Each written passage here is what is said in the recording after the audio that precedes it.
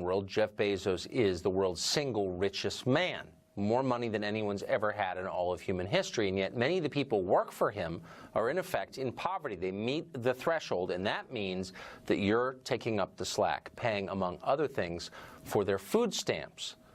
Now, a number of members of Congress have introduced a bill that would make large companies foot the bill for the money you've been paying to their employees.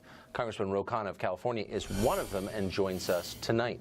Congressman, thank you very much for coming on. I don't agree with you on much, but I think I agree with you on this, and so I'm grateful that you've come to explain it to our viewers. What's the point of this legislation? Well, Tucker, the idea is really simple. Taxpayers shouldn't be footing the bill to subsidize the wages of employees who are working in multi-billion-dollar corporations.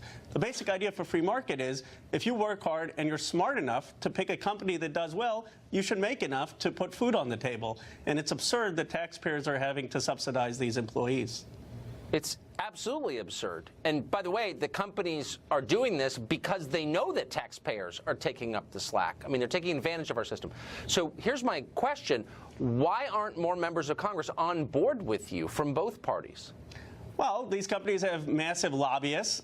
They want to keep the system as it is. They give lavish stock options, and they're not compensating the employees who are doing a lot of the work. You know, Henry Ford, back in 1914, decided to double people's wages. And that was capitalism that worked, and it worked for the employees, and it worked for the companies. So this is not radical. This is the type of policy that built America. And we're just saying if someone's working hard, they're picking a right company, they should be rewarded. Yeah, and certainly taxpayers shouldn't be making up the difference for the employees of the single richest man in the world. Have you heard from lobbyists from Amazon or from any of the other companies who might be affected by this?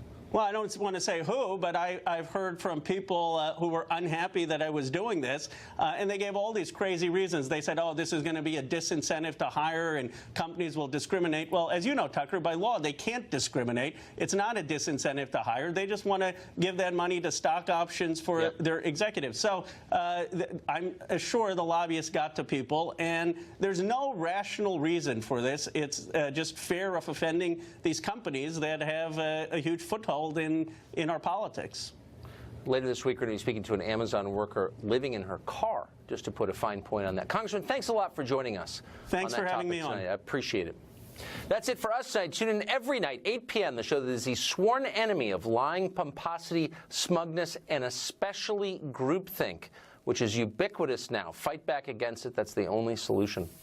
Have a great night. And guess who's next? Live from New York City.